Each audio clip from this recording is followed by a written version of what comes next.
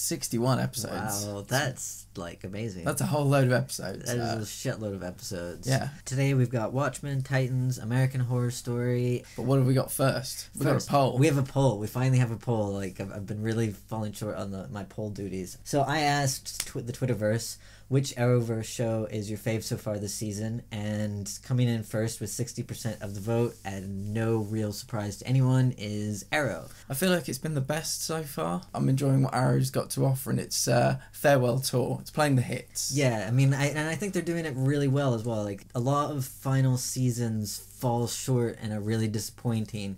And I think doing this kind of, as you referred to it, world tour of fan service is actually working out really well for them. They're managing it incredibly well, and like, it's not just fan service, there's actual story to it. Yeah. And it makes sense, so it's satisfying as well as being like, oh hey, I remember, you know, when this happened. Yeah, I really liked it when Earth 2 was destroyed. Yeah, That was just quite an intense moment, and they're not pulling their punches and not playing around. yeah, and it's really cool. Yeah. Any news you want to talk about? Superman and Lois? Superman and Lois. I'm not super thrilled about this. I can't imagine how interesting it's going to be. I feel like we already have Supergirl. Like, why do we need a Superman show? But from the fan responses on Twitter, everybody's really super excited about this. So maybe I'm in the minority here. I really like the team of Lois and Clark. It's a good Lois and Clark. I feel like there may be, I don't know how many seasons Supergirl has left, but this might be something that will start and kind of pass it in 2 or 3 years' time. I don't know what the stakes can be now, because we've had Lex Luthor, we've had big villains on Supergirl. I'm hoping for something kind of worth Superman's time. That's the problem with these high-powered superheroes. I think that's probably where my reservation comes in, is I see how Supergirl has struggled with an overly powered superhero, and having 2 shows with overly powered superheroes, because I am of the opinion that Superman has way too many powers. Yeah. Like, he has all of the powers that anybody could ever possibly want. And as you said, finding villains that are worthy of that is quite a challenge. And, you know, how many gods can he go up against before it just becomes the same old thing?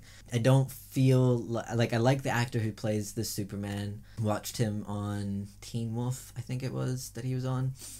And, you know, I think he's really great, but I haven't been overly impressed with the kind of excursions that Superman has had so far. He's just kind of had these, like, bit part cameo roles where he kind of just stands there and looks Superman-y. So yeah, I'm not really sure what to expect of this Superman and Lois show, but hopefully it'll be good. Apparently there's going to be a Green Lantern show on HBO, so load of money, all in space. I'm really into that. Yeah, I'm excited for that. I'm not really a huge Green Lantern fan. I mean, there've been a lot of polls and stuff on Twitter about Green Lantern. I don't know any of the Green Lanterns except for, of course, I can't remember his name right now. I think I know 3. The main guy. 4. Hal Jordan. Yeah, Hal Jordan. Jon Stewart, Guy yeah. Gardner, and he's the more recent one. I can't remember his name. Oh, Carl Rayner or something. I can't remember. But I feel like I'm not really a Green Lantern fan, but I haven't been exposed to any well done Green Lantern material. That's the problem. Is I haven't really seen any well done Green Lantern material. I haven't read the Green Lantern comics. The idea seems a little silly to me, but I'm willing to, you know, HBO does good work, so yeah. I'm willing to give it a shot and be like, hey, maybe this will be the thing that sways me over to Green Lantern. Yeah, the thing I've seen about 2 or 3 times is Hal Jordan and Sinestro, both Green Lanterns, and then Sinestro becomes a Yellow Lantern. I've seen that story at least twice in animated film. I feel like that's the only Green Lantern story I've seen. Yeah. So I just want them to kind of sidestep that. If he's introduced in the first episode, oh, here's Sinestro, he's your roommate, you know, and then they have this kind of like bunk bed situation. Yeah, and then, I mean, I think most people who are affiliated with comics in some way or another are aware of like the main rivalries that certain characters have.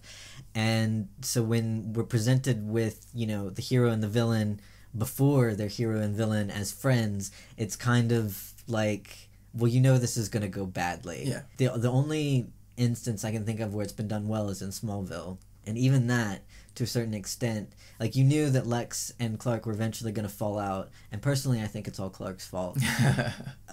That's another story. Maybe we'll do some like Smallville bonus content or something, and I can go off on my theory about how Clark made Lex evil. But yeah, I think it's just kind of a waste of storytelling to start us off at that point of like, oh yeah, you know, Sinestro and Hal Jordan are working together, and it was like, no, they're not. Yeah, I liked how they did it with Slade Wilson and Oliver Queen in season 2 of Arrow, because they started off as friends and then they kind of had this falling out, and it was echoed in present day and the 5-year flashback. Yeah, actually, that was done really well, and I think part of the reason it was done well is they were friends out of necessity. Yeah. They were these two guys who were stranded on an island and basically forced to work together, and they didn't really, like, the personalities did clash, so you saw the seeds of them. It wasn't like they were best friends and bosom buddies and then all of a sudden, like, they hate each other. There was always this little bit of, like, friction between them, and they went off in different directions, and then there was the whole Marie-Curie thing and stuff.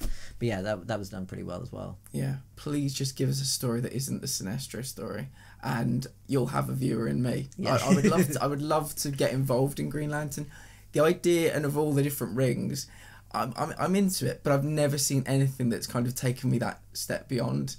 It's like that line that Leonardo DiCaprio says, like, you had my curiosity, now you have my attention. They've got my curiosity, the Green Lanterns. Yeah. Not enough to pick up a book, but I want something to bring me in. I just feel like a DCEU Green Lantern film to replace Superman or replace Batman would be a really good film. That's the film I think we need. I would like somebody besides Zack Snyder involved in the writing of it. He has a very male-centric and somewhat adolescent view on the world, and they just need to change up the writers for the various characters in the various films, and I think this is what the MCU has done really well, is they've found the right writers and the right directors for the right moods that each character has, and the DCEU hasn't done that. They've just kind of like put it all on this one guy's vision, and sometimes it works and sometimes it doesn't. I think like we just watched Wonder Woman, and that was definitely a case where his view of the world really undermined her character. Well, he really should have just gotten some women to read the script and give him feedback. But yes, I would like to see some other people besides Zack Snyder involved in future DCEU films. What did you think of Watchmen, just out of curiosity? Because I think, give or take, that's probably my favourite Snyder superhero film. I really enjoyed Watchmen. Me too. That's going back to what I think, like, they need to find the right writers and the right directors for different projects, because he... You know, that was a case where his world outlook worked really well, but it hasn't always worked in the DCEU films, and I think that's part of the problem that the DCEU has been struggling with, in addition to, you know, actors leaving and various other mismanagement problems they've had.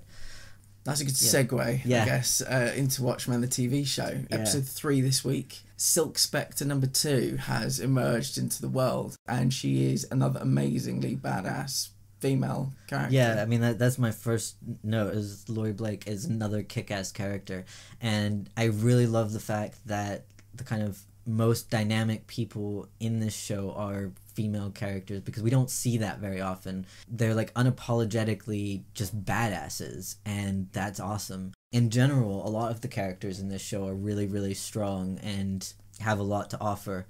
And it's really rewarding as a viewer to like see these kind of very three-dimensional characters sort of come onto the stage and tell their story. I mean, like, the first scene we saw her, what a scene. I mean, it was just amazing. Like, it set the tone for the whole episode. Yeah. And it really gave you an insight into her character. Like, I really loved the interplay between, like, her as the badass federal agent who's, like, hard as nails and willing to just shoot vigilantes without a second thought, and then her conversations to Dr. Manhattan as well. Like, it was a really nice juxtaposition. You got to see the two kind of sides of her. It softened her a bit without minimizing her strength, if that makes any sense. Yeah. I like that Laurie feels like she's at the level the comedian was the night he was killed, where everything's just a fucking joke. Like, she's so kind of... She's very cynical about everything. Obviously, she was a costumed vigilante. Now she's hunting them. And the moment where she took out her gun and fired, like, 3-4 bullets, I can't remember, into this kind of poor man's Batman. And the guy's like, Laurie, how did you know he was wearing bulletproof Kevlar? And she just walks off. Yeah, I mean, that was such a super... I mean, this show, obviously, it is HBO, isn't it? Yeah, this show's like got that HBO money to it, but there were some great set pieces in this, and that was one of 2 in this episode that were just...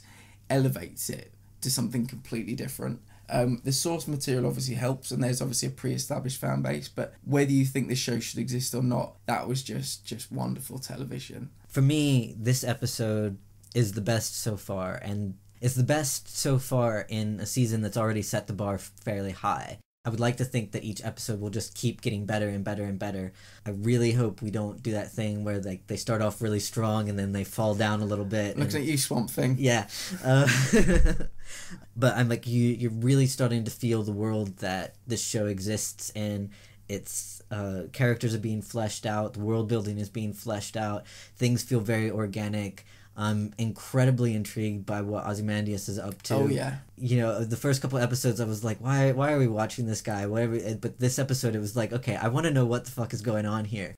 He got a letter from the game warden talking about his terms of captivity. The relationship between him and the game warden in itself is just absolutely brilliant, you know, and like, thank you for the tomatoes, and you know. And then in the letter, the game warden signs off by saying, "Your humble servant." Yeah. So it was really interesting. Yeah, so he's like holding him captive, but he's also working for him, and so there's a lot of intrigue around what's happening there, and why he's, maybe it was some sort of kind of like Sokovia Awards agreement where he was like on house arrest or something, I don't know, rather than going to prison. So yeah, I'm looking forward to more of him. But I think the standout was Silk Spectre in this episode. Oh yeah, definitely. And what did you make of the section where she went to see the cavalry being interrogated?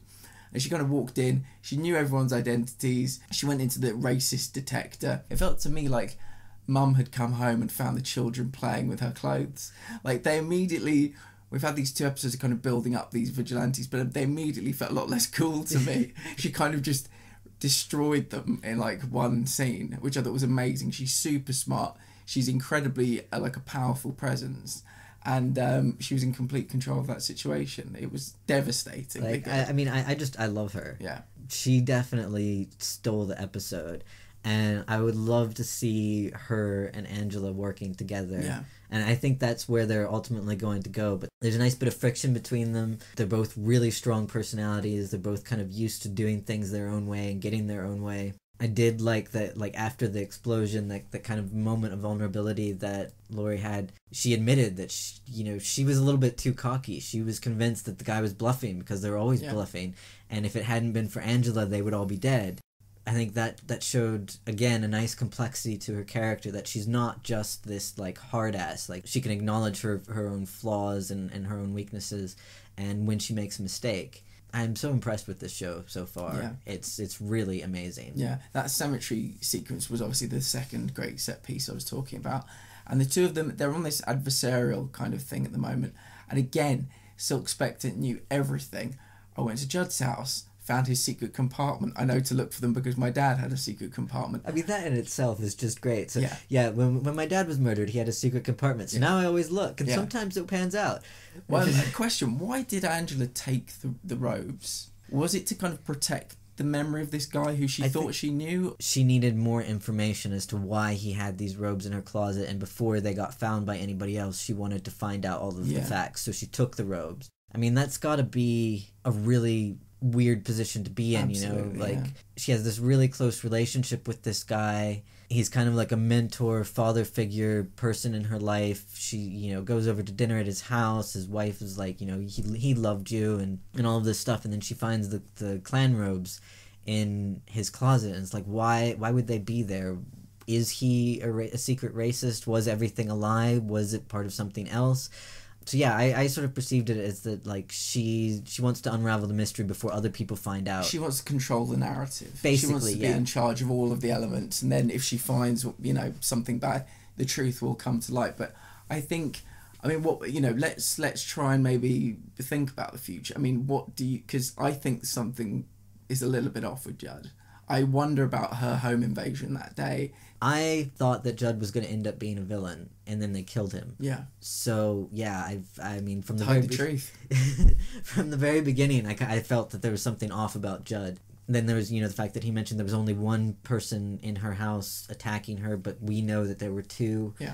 I mean, that could be an innocent mistake. They didn't realize there was somebody else, but you would think the forensics would tip them off that she couldn't have been shot in this, where the guy was stabbed and where she was shot were like very far apart and actually in different rooms from each other. So how did that happen? Yeah, I think we're going to find out some secrets about Judd, and they're going to really challenge Angela's perspective on the world and on herself and what she's doing. And that may bring her closer to Laurie in a way, and make kind of like turn her against the whole idea of cops wearing masks and vigilantes and that sort of environment. Yeah. I'm looking forward to more. Yeah. Really strong episode. I hope it keeps up the way it's been going. Let's move on to Titans, which was more disappointing. I'm really enjoying everything I'm seeing, but in general, I think the scenes and the way the narrative is being shown to us is a bit of a jumble at the best of times. But the thing that kind of bothered me at the beginning was Dick, sat the group down, I've lied to you again, and Titans disbanded again. And both of those elements have lost all kind of emotional weight to me. I feel like we've seen the Titans disband at least once previously. There was no emotional weight to that at all this week.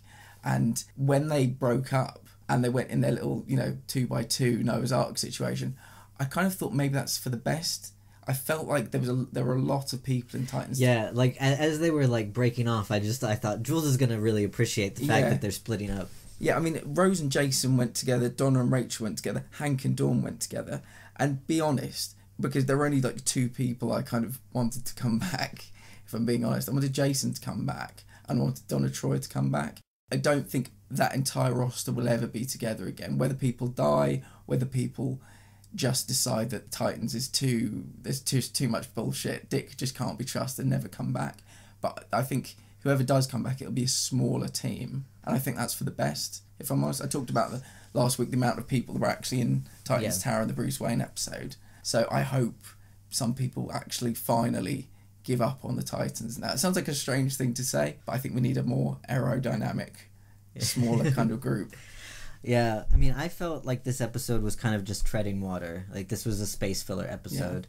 Yeah. It was set up very early on with Dick emphasizing to Gar that he had only one job, so we knew, of course, Gar was going to fuck up his one job because he's Gar and because of the overemphasis of this is your one job.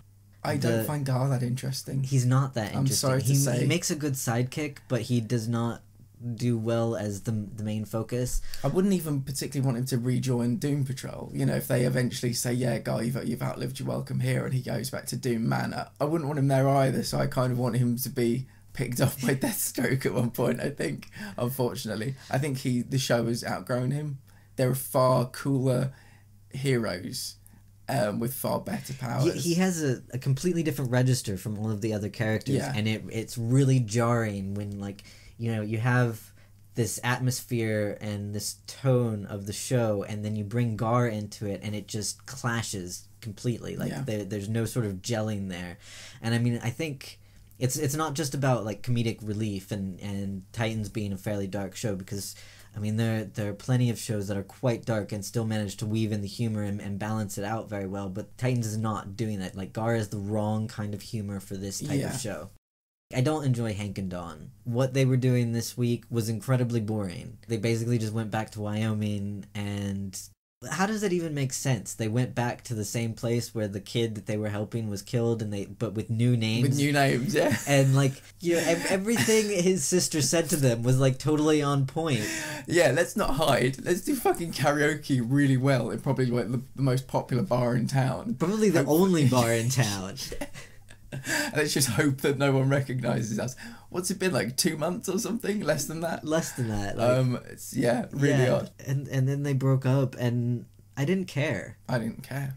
No. I was just like, okay, if they break up, that means maybe they won't go back to Titan Towers, or maybe only one of them will go back to Titan Towers. Like, I would have rather followed Jason and Rose than Hank and Dawn. We got nothing on Jason and Rose, and they are super engaging. I mean, she's obviously daughter of Deathstroke. He's just tried to kill himself. Yeah, let's see where their mental space is right now, because it would be way more exciting than Hank and Dawn. In season 1, we needed them. We needed like an older woman, older male that have been in the team previously. They've kind of been replaced, I feel, by like Donna Troy certainly has replaced Dawn. Yeah, I mean, Donna and potentially is... Connor Kent has replaced Hank as like a very strong masculine part of the team. So they've been upgraded, and now I'd be happy to watch them go, really. Well, and like both Donna and Connor are way more compelling characters than Hank and Dawn have ever been. Absolutely. And so I'm much more interested in what's going on with them than I am with Hank and Dawn, because even in season 1 I found their story arc kind of tepid, to be honest. I mean, they played their role. They were a bit of, you know, Dick's past, but they weren't really essential to what was happening. And I feel like in season 2 that's only become exacerbated and even more so than it was in season 1.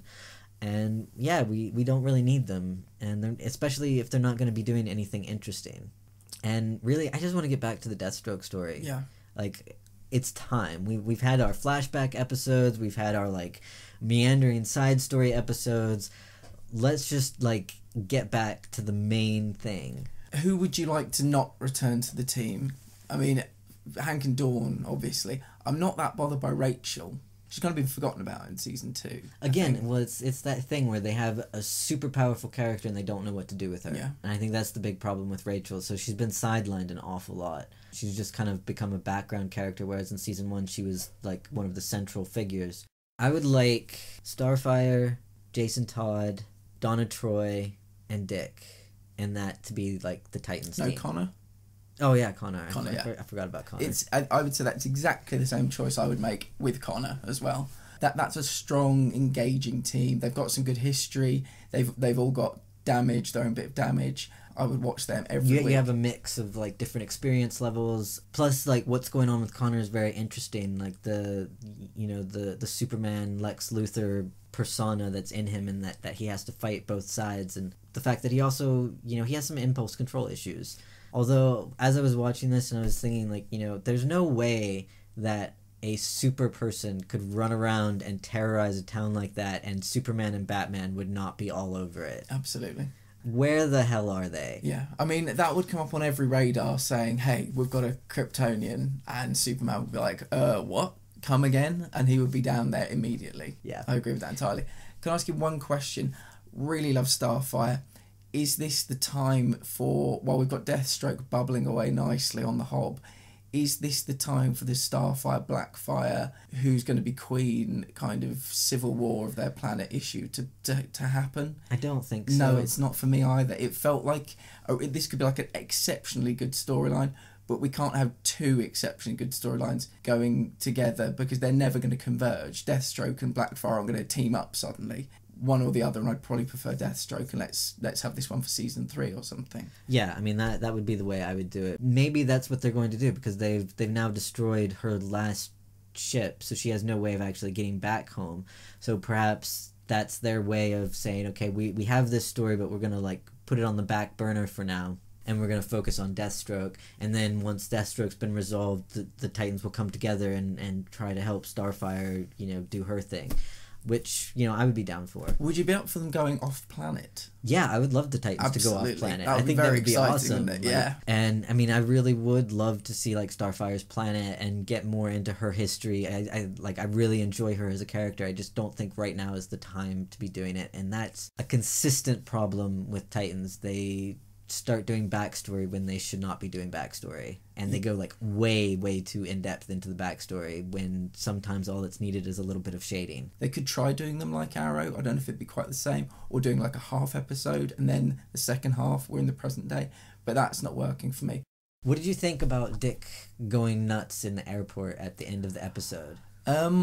Honestly, I'm not entirely sure. He was never going to Greenland, let's put it that way. Yeah, but I think he wanted to be arrested, or he maybe wanted to register on Bruce's radar because he might need to talk to Bruce, and the quickest way to find Bruce is for him to be arrested or something like that. I wasn't entirely sure, really. I sort of thought it was what Deathstroke said to him, that he would be doomed to live alone until he accepted guilt for what he'd done to Jericho. Oh, so he wants to confess. So he's like putting himself in jail as punishment. But I wasn't entirely sure. I had to kind of like sit and puzzle over it, and that was kind of the only thing I came up with, was that he was trying to redeem himself somehow by like, because I mean it's not the first time in a comic book movie that somebody has put themselves in jail as punishment for a different crime than they were put in jail for. I'm hesitant about what it means for the future of Titans, because he's becoming Nightwing. Okay. He's not going away. He's becoming. I know he's not going away, but I'm just thinking. You know, they put the Flash in prison. They put Oliver in prison. Didn't really work out that well in either case. So what are they like? Is Dick going to be in prison for like half an episode or 5 minutes? Is he even going to make it to prison, or are they going to like? Is Bruce going to swoop in and fix it? Are we going to have another heart-to-heart fatherly talk with Bruce Wayne, the soft and cuddly version? Like, it just... Yeah, I mean, I think we'll see some more Bruce Wayne in the next episode. He won't go to jail. I think he may also think that if I'm in jail, there's no hope for the Titans ever getting back together, because I'm the catalyst that always brings them together. Yeah. I'm the problem. But he's becoming Nightwing. He's not going to be in prison for like 3 episodes. Not in a million years. I don't think that show would pull that on us, considering it's like a 13-episode season, not a 22-episode season. But yeah, I mean, I could go like an episode without seeing Dick. I think that the rest of the team is strong enough to have some other stories, but I honestly think we're as long as we don't have Nightwing. More Gar stories. Yeah. Captain's Log, what was it like? Yeah. Stardate, June 22nd. Yeah. Everything's high quality. It's just being given to us in the wrong order. Yeah. Okay, so we're going to round out this episode by talking about The Lady in White and Rest in Pieces. Yeah, so it's an American Horror Story double bill. Yeah, rather than splitting them up, we're just going to sort of dive in and talk about them all together. Episode 6 and episode 7 I quite liked. I like the change of focus to making Jingles the protagonist rather than the antagonist. If you think about the season as a whole, it's kind of been his story. He's been the villain, he's been kind of the anti-hero. I don't really know what to make of this story. I had a bit of hope. I thought after the 5 nights, or the 5 episodes of the one night with him trying to kill them all, I was really disappointed with that. The turning point, I thought, okay, I'm more into this because we've got less of the camp counsellors. We've got more of this darker tone, more of Jingles as the protagonist. I'm kind of into this. And then Rest in Pieces comes along, and it feels like the penultimate episode of the whole season was almost a filler episode. It was definitely a filler episode. I mean, it's kind of unforgivable for a penultimate episode. They've convened, they're all there, and nothing happened. They've all been there for several episodes at this point. Most shows with large casts like this have at least one episode where you're just moving people into position, but we got everybody into position. The only people who were missing from Redwood and Lady in White were Brooke and Donna, and they were like imminently about to arrive. So having an episode that nothing really happens, I mean, I think out of the 2 episodes, my favorite part is Dylan McDermott's nameless serial killer without any thumbs. Like the thumbless killer. Yeah, the thumbless killer. Yeah, he's got a good attitude and like an interesting outlook on life. Like I would watch an entire season on his adventures. Yeah, always a pleasure to have Dylan McDermott in an episode of American Horror Story. We also had Lily Rabe coming back as Jingles' mother. Her I like Lily Rabe. I was happy to see her, but her part in the story just seemed kind of nonsensical. Like it didn't really fit in. We find out in The Lady in White that not only were there 2 massacres, there were 3. Because 10 years before Camp Redwood opened, it had a different name, and she went and like killed a shitload of people. And I just feel like that's something that we should have found out earlier on, because then they tried to make it out like, you know, oh, the earth has tasted blood and there's this supernatural element to it, and it just feels like they're kind of like grasping at straws at this point. Like they told their story in 5 episodes, and then they're just like, what the fuck do we do now? Let's, you know, throw in a bunch of random shit. I mean, what is happening now? We got one more episode. Margaret and co want to kill all the musicians. All the counsellors want to kill all the attendants, all the kind of camp festival goers, to get the paranormal, the Ghostbusters up there to hopefully release them. But they all talk about how much they love being ghosts. You know, they can still feel pleasure. Like, yeah, they're not like, going to age. Being a ghost in the American Horror Story universe seems like a pretty good deal. Like, the one shitty thing about it is that you're kind of stuck in one location, but like they've got a pretty decent location. There's lots of space. Like the hitchhiker guy is like wandering all over the bit of fresh place. air. Yeah, you know, you've got a bit. lake. You've got like lots of room to roam around in. They seem to be able to like manifest whatever objects they could possibly want. They can have sex with humans. They can have sex with humans. They can have sex with living people, I should say. Yeah, that definitely came out wrong.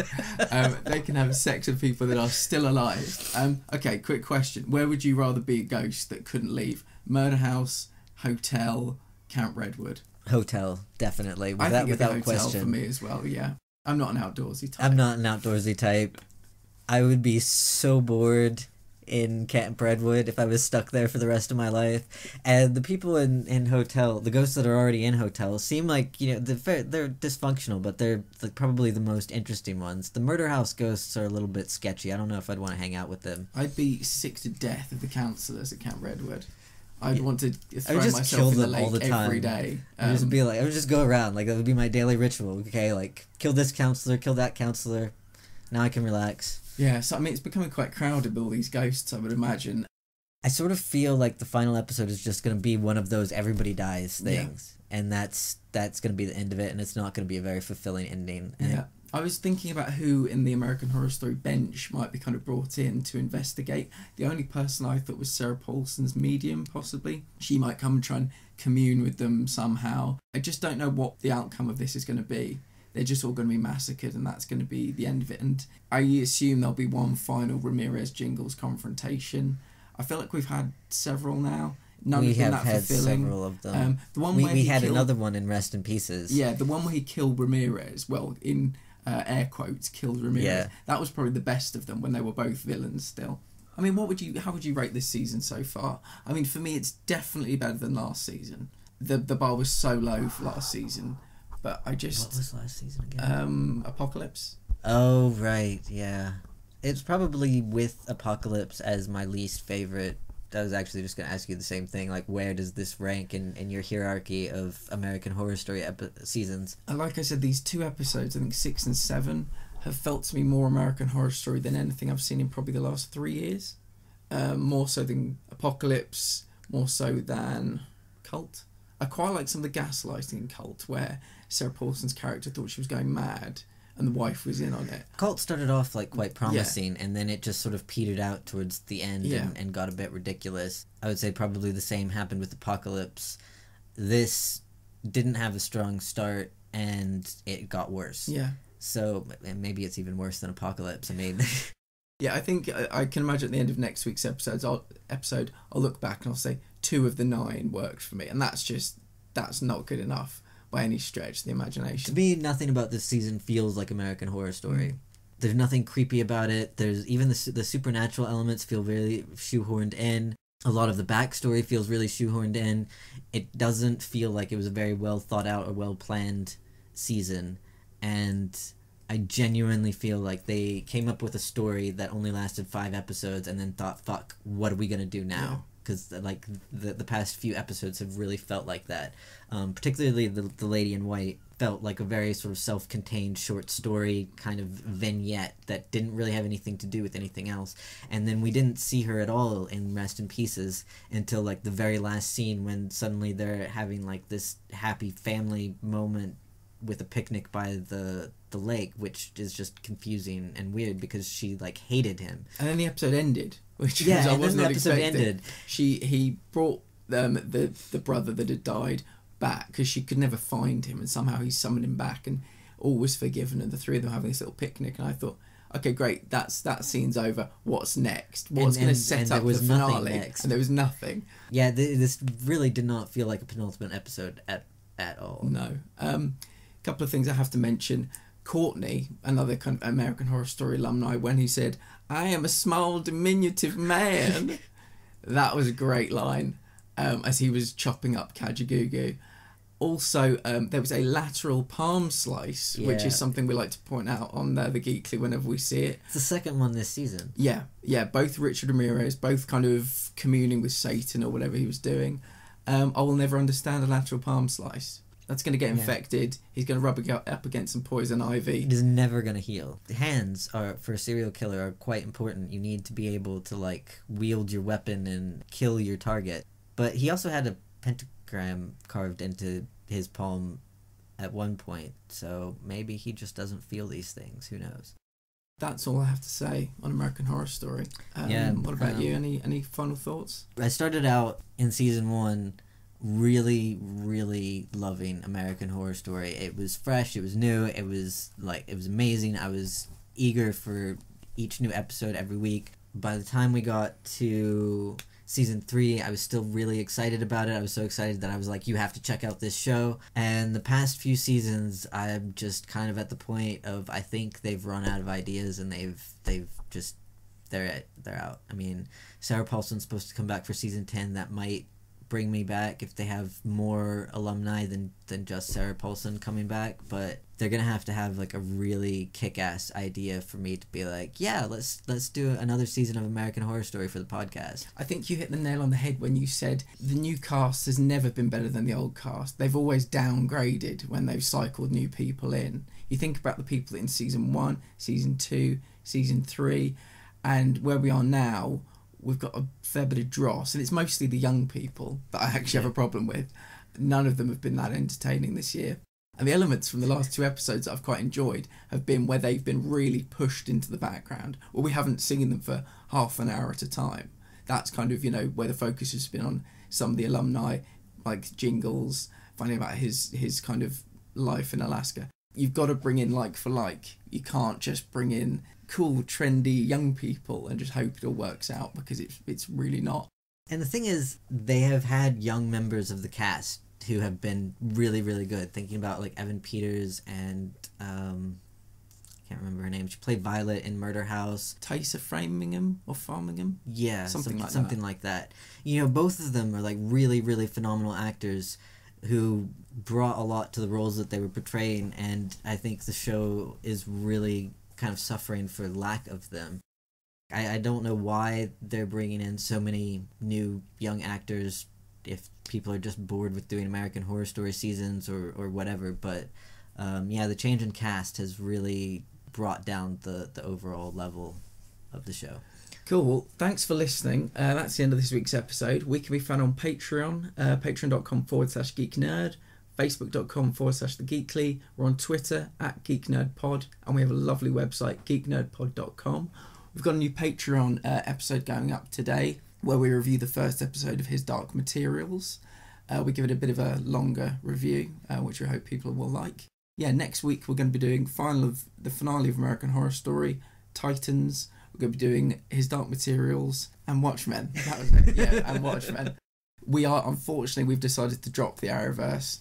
By and large, it's got quite weak recently. We are going to do all 5 episodes of the crossover. There's so much new stuff coming out, and the Arrowverse is retracing old territory an awful lot. So we want to talk about all the new exciting shows that are out there that maybe you haven't heard of yet. Yeah, we've got a new series of Dracula coming up, done by the BBC. War of the Worlds is coming up. Absolutely. And we've got The Witcher coming up in December. Really looking forward to seeing that. So we'll potentially come back to the Arrowverse when there are less great things on, but we felt it was the right time to kind of move on. So. Yeah.